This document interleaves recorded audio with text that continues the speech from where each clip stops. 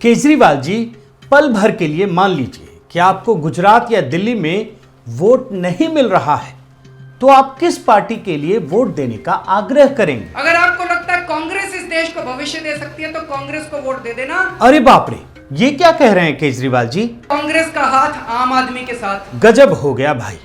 मतलब आप क्या सोच सकते हैं कि ऐसा केजरीवाल जी कहेंगे? लेकिन बहुत कम लोग ये जानते होंगे कि 2011 में अपनी नौकरी छोड़ने वाले इस व्यक्ति की शीला दीक्षित के बेटे संदीप दीक्षित से गहरी दोस्ती थी। ये समझ लीजिए, रिपोर्ट कहती है, आप देख लीजिए। तो क्या रातों रात कांग्रेस ने भ्रष्टाचार विरोधी आंदोलन का इसे जानबूझकर कहीं अगवा तो नहीं बना दिया? और इसीलिए सत्ता में आने के बाद ये केजरीवाल कांग्रेस के साथ ही गलबहियां करने को बेताब दिखने लगे। जरा देखिए। आज अगर कांग्रेस का गठबंधन हो जाए, बीजेपी 7 सीटें हार जाएगी। उनको मना के थक गए। मुझे नहीं समझ आता कि उनके मन में क्या है। आज स्थिति ये है दोस्तों कि दोनों पार्टियों की भाषा एक जैसी है। ये देखिए, आदमी बहुत नीच किस्म का आदमी है। ये भी देखिए, नीच किस्म के आदमी मुख्य वड़ा प्रधान नरेंद्र मोदी। दोनों पार्टियों का एजेंडा भी एक ही है। ये सुनिए। जिन्होंने हिंदुस्तान के लिए सर्जिकल स्ट्राइक किया है, उनकी आप दलाली कर रहे हो। और अब ये भी सुन लीजिए। मोदी जैसे बड़ा देशद्रोही कोई नहीं है। अब असली सवाल ये है दोस्तों कि आखिर अरविंद केजरीवाल कौन है? ये सवाल सुनकर आपको अजीब लग सकता है, क्योंकि पूरी दुनिया तो जानती है ना कि अरविंद केजरीवाल दिल्ली के मुख्यमंत्री हैं। अरविंद केजरीवाल आम आदमी पार्टी के संस्थापक हैं। लेकिन केजरीवाल पर्दे के पीछे कौन है, ये सवाल जानना जरूरी है। कहीं ऐसा तो नहीं कि कांग्रेस ने पर्दे के पीछे उसे स्थापित करने का काम किया है? आज के इस वीडियो में इसी को डिकोड करने की कोशिश करूंगा। साथियों नमस्कार, मैं हरिश्चंद्र बंडवाल। आज के इस वीडियो में मैं बताऊंगा कि कांग्रेस ने पिछले एक दशक में इस देश के 130 करोड़ नागरिकों के साथ किस प्रकार से धोखा किया है, धोखे में रखकर एक बड़ी साजिश की है। दोस्तों, ये गांधी परिवार का चरित्र ही है जिसने सत्ता पाने के लिए कभी अंग्रेजों के हाथों की कठपुतली बनना भी स्वीकार किया। आप रिपोर्ट देखते चले जाइएगा। तो कभी यही परिवार चीन के साथ समझौता करता है और सत्ता के लिए अनैतिक समझौते करने वाली गांधी नेहरू की कांग्रेस केजरीवाल जैसे कठपुतली को किसी आंदोलन के जरिए अपने लिए खड़ा करती है और आंदोलन के सहारे ही खड़ा करती है। मैं आपको कांग्रेस की जो शुरुआती साजिश है ना, उस दौर में लेकर चलता हूं जो साल 2011-12 का है। आप याद कीजिए, इस दौरान कांग्रेस के भ्रष्टाचार के खिलाफ पूरे देश में कितना गुस्सा था। आपको याद है ना, वो काल सारे टीवी चैनल भरे होते थे। मतलब कांग्रेस के खिलाफ, कांग्रेस के भ्रष्टाचार के खिलाफ आम जनों का गुस्सा एकदम उबाल पर था और उसे ही राजनीतिक रूप से भुनाने के लिए केजरीवाल और अन्ना हजारे जैसे लोग सामने आए। ये जैसे कहते ना, संकेतों में कि ये एक प्रतीक बनकर उभरे थे। आप याद कीजिए उस दौर को। और इसी का फायदा केजरीवाल को एक पार्टी खड़ा करने में, एक राजनीतिक पार्टी खड़ा करने में उसे मदद मिलती है। और इससे दो काम होते हैं। अरविंद केजरीवाल ने कांग्रेस के लिए बल्कि दो काम किया। एक तो जनता के लिए हीरो बनते हैं और दूसरा कांग्रेस के खिलाफ जो माहौल बन रहा था उसका फायदा भारतीय जनता पार्टी को न मिले, तो उस मोर्चे को बनाने में अरविंद केजरीवाल सामने आते हैं। और याद कीजिए कि अरविंद केजरीवाल जिस कांग्रेस का विरोध करके यहां तक पहुंचे, सत्ता में पहुंचे, उसी कांग्रेस के समर्थन से वो दिल्ली के मुख्यमंत्री बनते हैं। तो ये है शुरुआती कहानी। वैसे कांग्रेस का ये खेल बड़ा ही सटीक बैठता। बड़े ध्यान से सुनिएगा, समझिएगा जो मैं आपको कह रहा हूं कि कांग्रेस का ये खेल बहुत ही सटीक बैठ जाता अगर नरेंद्र मोदी 2014 में प्रधानमंत्री मोदी नहीं घोषित हुए होते। फिर तो केजरीवाल के जरिए कांग्रेस इस देश में जो सनातन संस्कृति को खत्म करने की कोशिश है उसमें कामयाब हो जाती। कांग्रेस ने पूरी कोशिश की थी, कांग्रेस की साजिश भी सही दिशा में चल रही थी, लेकिन दुर्भाग्य उसका यह था कि मोदी जी को 2014 में प्रधानमंत्री पद के लिए उम्मीदवार घोषित कर दिया। और याद रखिए, साजिश का ये सबसे बड़ा कदम देखिए जो मैं आपको बता रहा हूं कि कांग्रेस ने, केजरीवाल ने बल्कि कांग्रेस के उन सभी नेताओं से माफी मांग ली जिस पर भ्रष्टाचार के गंभीर आरोप लगाए थे। और आज तक केजरीवाल ने इस बात का जवाब नहीं दिया है कि आपने जिन नेताओं के खिलाफ इतने आरोप लगाए, गंभीर आरोप लगाए, पोथा ले लेके घूमते थे, आखिर माफी क्यों मांग ली। और कांग्रेस और केजरीवाल की सोच में, समझ में इतनी समानता है दोस्तों कि आज लगता ही नहीं है कि दोनों पार्टियां अलग अलग हैं। अब मैं आपके सामने कुछ तथ्य रखता हूं, उन तथ्यों के जरिए आप समझने की कोशिश कीजिए। पर्दे के पीछे की साजिश यही है कि जैसे जैसे समय गुजर रहा है, जैसे जैसे चुनाव नजदीक आता जा रहा है, ये साफ पता चल रहा है कि कांग्रेस और केजरीवाल एक ही हैं, सिर्फ पर्दे के सामने अलग अलग दिखने की कोशिश करते हैं। अभी आप देखिए, हाल ही में गोवा के विधानसभा चुनाव के दौरान चिदम्बरम ने कहा था कि आम आदमी पार्टी के साथ जुड़ना चाहते हैं। ये चिदम्बरम ने कहा था, याद रखिए कांग्रेस के कितने बड़े नेता हैं। और ये जो संबंध है ना, वो सिर्फ जोड़ तोड़ का नहीं है दोस्तों। कांग्रेस की तरफ से प्रधानमंत्री मोदी के लिए साजिशों का जाल बुनने वाले चिदम्बरम ने आम आदमी पार्टी की जूनियर पार्टी बनने की बात कही थी। ये भी आप देख लीजिए, और ये साबित करता है कि कांग्रेस ही केजरीवाल को आगे बढ़ा रही है। अगर कांग्रेस ने केजरीवाल का राजनीति में साथ दिया तो यही इनके सबसे बड़े नेता, जो पूर्व गृह मंत्री और सुप्रीम कोर्ट में वकील पी चिदम्बरम, ये तो केजरीवाल के लिए सुप्रीम कोर्ट में खड़े हो गए, उनके लिए मुकदमा लड़ा। आप देख लीजिए, ये तो तथ्य है ना कि आप अलग पार्टी के और आप जो कानूनी लड़ाई है वो केजरीवाल के लिए लड़ रहे हैं। और इस पर पर्दा डालने के लिए दोस्तों कांग्रेस ने चिदम्बरम का मजाक उड़ाया। यानी कांग्रेस दोनों तरफ से खेल रही थी। एक तरफ तो दिखा रही थी कि हम केजरीवाल से अलग हैं, लेकिन दूसरी तरफ उसी केजरीवाल का साथ दे रही थी। अब आप आगे बढ़िए कि केवल पी चिदम्बरम ही नहीं, बल्कि कांग्रेस के नेता अभिषेक मनु सिंघवी भी केजरीवाल के लिए दिल्ली हाई कोर्ट में खड़े हो गए। यानी कई सारे नेता हैं। अभी मैं आपको आगे जब बढ़ेंगे ना तो कई और जानकारियां दूंगा, लेकिन आप ये समझ लीजिए कि केजरीवाल और कांग्रेस दोनों का नैरेटिव भी एक जैसा ही है। केजरीवाल किसी भी कीमत पर मतदाताओं को पाने के लिए, उनका वोट पाने के लिए मुफ्त योजनाओं के वादों की घोषणा कर देते हैं। आप देख लीजिए, पंजाब चुनाव जीतने के लिए तो यही किया था ना। और अब आप आगे बढ़िए, हिमाचल प्रदेश में आइए, तो हिमाचल प्रदेश में यही काम कांग्रेस ने किया। जितने वादे कर सकते थे, मुफ्त की जितनी बातें वो कह सकते थे, वो सभी की हैं। और यही मुफ्त की योजनाएं केजरीवाल जी गुजरात में कर रहे हैं, लेकिन वहाँ तो दाल गल नहीं रही है, वहाँ तो स्थितियाँ एकदम अलग है। और यही काम फिर कांग्रेस गुजरात में कर रही है। मुफ्त की योजनाओं का जो पिटारा है ना, वो खोल दिया है। जबकि भारतीय जनता पार्टी क्या कर रही है? भारतीय जनता पार्टी प्रधानमंत्री मोदी के नाम पर, विकास के काम पर वोट मांग रही है। और कांग्रेस और केजरीवाल जो कर रहे हैं ये दोनों, वो तो एक ही जैसा है।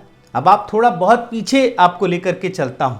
इंदिरा गांधी ने जो गरीबी हटाओ का नारा दिया था, उसमें मुफ्त योजनाओं की संस्कृति वहीं से पैदा हुई है, जिसे केजरीवाल आज भी कर रहे हैं। जिन लोगों को लगता है ना कि केजरीवाल जी मुफ्त की रेवड़ियां बांट देंगे, अपने घर से लेकर के आएंगे, ऐसा कुछ नहीं है। यही काम तो इंदिरा गांधी ने भी किया था जब गरीबी हटाओ का नारा दिया था। लेकिन क्या फ़ायदा हुआ? क्या इस देश से गरीबी हट गई? बिल्कुल नहीं हटी है। और आप यकीन मानिए दोस्तों कि केजरीवाल भी जो कर रहे हैं ना, उससे कुछ नहीं होगा। तात्कालिक रूप से केजरीवाल को लाभ हो सकता है, लेकिन दीर्घकालीन रूप से देश को बहुत ही नुकसान होगा। अब एक तरफ कांग्रेस और केजरीवाल दोनों के राजनीतिक नैरेटिव एक जैसे हैं, तो वहीं दूसरी तरफ सनातन संस्कृति की रक्षा करने और भारत को विकसित राष्ट्र बनाने की दिशा में आगे ले जा रहे प्रधानमंत्री मोदी को गाली देने में भी दोनों एक जैसे ही हैं। अब आप केजरीवाल प्रधानमंत्री मोदी के लिए देखिए किस प्रकार के शब्दों का प्रयोग करते हैं। आप रिपोर्ट देखिए, साइकोपैथ। गालियां तो मैंने कई सुना दी हैं, लेकिन संक्षिप्त में आपको थोड़ी थोड़ी जानकारी देता हूं। वहीं राहुल गांधी देखिए, वो भी प्रधानमंत्री मोदी को गाली देने में पीछे नहीं है। आप रिपोर्ट देखते चले जाइएगा। केवल केजरीवाल ही नहीं, उनकी पार्टी प्रधानमंत्री मोदी को गाली देकर अभद्र भाषा का प्रयोग करके एक विशेष समूह में राजनीतिक बढ़त लेना चाहती है। और गाली देने का काम जिस प्रकार से केजरीवाल की पार्टी करती है, उसी प्रकार से गांधी परिवार की पार्टी भी करती है, जिससे उसे भी उसी विशेष समूह का समर्थन मिले। और याद रखिए दोस्तों कि कांग्रेस और केजरीवाल दोनों का रास्ता एक ही जैसा है, दोनों एक ही तरीके से आगे बढ़ते हैं, एक ही पैटर्न है। अब आप देखिए कि आम आदमी पार्टी का नेता प्रधानमंत्री मोदी की माता जी को गाली देता है, प्रधानमंत्री मोदी की मां को गाली दे रहा है, तो कांग्रेस पार्टी का नेता भी प्रधानमंत्री मोदी की मां को गाली देता है। अब आपको एक नई चीज दिखाता हूं कि केजरीवाल प्रधानमंत्री मोदी का अपमान करने के लिए वीडियो कॉन्फ्रेंसिंग के जरिए जो बैठक होती है ना, वो प्रोटोकॉल तोड़ करके उसे लाइव कर देते हैं। याद है ना आपको, प्रोटोकॉल तोड़ करके ये लाइव किया था। और ठीक वैसा ही काम कांग्रेस भी करती है, और वो भी लाइव टेलीकास्ट के दौरान। आप भूले नहीं होंगे, संसद का जब सत्र चल रहा था, उस दौरान राहुल गांधी किस प्रकार से प्रधानमंत्री मोदी के गले पड़ गए थे, गले से लिपट गए थे, और प्रोटोकॉल का भी ख्याल नहीं रखा, संसद के प्रोटोकॉल का भी ख्याल नहीं रखा था। कांग्रेस और केजरीवाल के चाल चलन में भी कोई अंतर नहीं। एक एक करके आप देखते चलिएगा, मैं कई सारी चीजें आपको दिखा रहा हूं, और इससे ही आपको पता चलेगा कि केजरीवाल ही कांग्रेस की अगली कड़ी है, एक साजिश का हिस्सा है। अब देखिए, केजरीवाल हर चुनाव के पहले मंदिर मंदिर घूमकर माहौल बनाते हैं, और वही काम राहुल गांधी भी करते हैं। आप देख लीजिए, चुनाव प्रचार से पहले मंदिर जाने का स्टंट जरूर करते हैं। अब मैं आपको श्री राम मंदिर को के विषय पर लेकर आता हूं। आप देखिए, दोनों का एक ही एजेंडा है और दोनों ने एक ही प्रकार का काम किया है। राहुल गांधी ने श्री राम जन्म मंदिर के निर्माण को रोकने और उसका विरोध करने का कोई मौका नहीं छोड़ा। कांग्रेस हमेशा मानती रही है कि श्री राम रामायण का एक काल्पनिक चरित्र है, और यही सोच तो केजरीवाल की भी है। केजरीवाल और उनकी पार्टी श्री राम को एक काल्पनिक चरित्र मानती है। केजरीवाल का हमेशा स्टैंड रहा है कि मंदिर बनाने से कोई फायदा नहीं है। याद रखिए, मंदिर बनाने से देश का विकास नहीं होता है, और श्री राम को कल्पना मानकर कांग्रेसी हर मौके पर उनकी मंदिर की या इससे जुड़ी हुई चीज़ों का अपमान करती है। कांग्रेस के नेता अपमान करते हैं। अभी हाल ही में गुजरात के कांग्रेसी नेता ने क्या कहा, आप भी देखिए। और यही काम केजरीवाल की पार्टी भी करती है। वो क्या कहती है, उनके नेता क्या कहते हैं कि वहाँ मंदिर मत बनाओ, यूनिवर्सिटी बना दो। अब आप सोच लीजिए कि किस तरह की चीज़ें हो रही हैं। एक और तुलना आपको दिखाता हूं दोस्तों। अभी कश्मीरी पंडितों पर एक फिल्म द कश्मीर फाइल्स आई थी, आपको याद होगा। इस फिल्म में लोगों की भावनाओं को किस तरीके से झकझोर कर रख दिया था, ये हम सब जानते हैं। लेकिन राहुल गांधी कश्मीरी पंडितों पर बनी फिल्म द कश्मीर फाइल्स की संवेदनशीलता को बिल्कुल नहीं समझा उन्होंने, बल्कि इसके बहाने प्रधानमंत्री मोदी पर निशाना साधा। और ठीक यही काम केजरीवाल ने भी किया। उन्हें कश्मीरी पंडितों से कोई हमदर्दी नहीं थी। और आखिर में इस फिल्म के बारे में क्या कहा, आपको याद है ना, इस फिल्म को ही झूठी फिल्म बता दिया। ये है स्थिति। यही नहीं, मुस्लिम तुष्टीकरण को लेकर भी दोनों पार्टियों में कोई अंतर नहीं है। आम आदमी पार्टी सीएए के खिलाफ शाहीन बाग में जो प्रदर्शन हो रहा था, उसका पुरजोर समर्थन कर रही थी, याद रखिए। और केजरीवाल सीएए कानून का विधानसभा में खुलकर विरोध कर रहे थे, याद है ना। वहीं दूसरी तरफ आप राहुल गांधी पर आइए, तो संसद के बाहर ये विश्वास दिला रहे थे कि अगर उनकी सरकार बन जाती है तो वो इस कानून को लागू ही नहीं करेंगे। तो दोनों एक ही हैं। और सीएए की बात ही नहीं है दोस्तों, केजरीवाल और कांग्रेस की सोच मुस्लिम आतंकवादियों को लेकर भी ऐसी ही है।